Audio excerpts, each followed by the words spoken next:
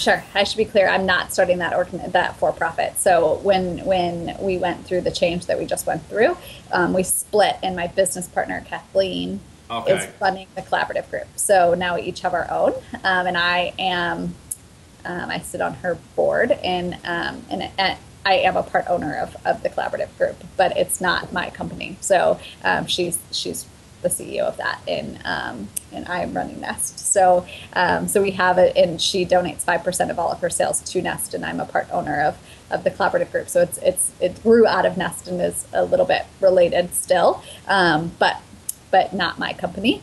So I don't try to juggle the two at the same time. That'd be a huge challenge.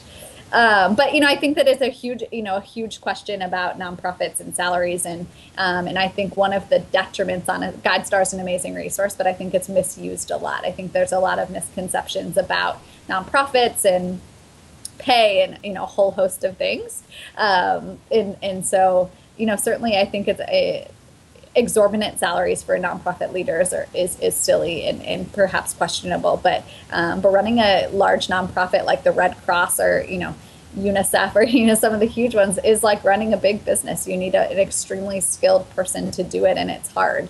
And so pay should be comparable. And I think one of the problems we face as a country is that we don't value some of the giving professions, teachers, social workers, and so we don't pay enough to recruit the most talented people to those positions. And the burnout rate is high because if you're not paying people to do those hard jobs, they're not likely to stay.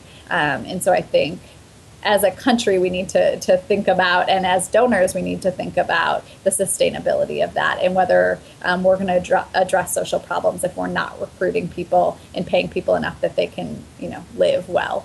So I think, that's a much broader question, but one that I think is important for people to think about.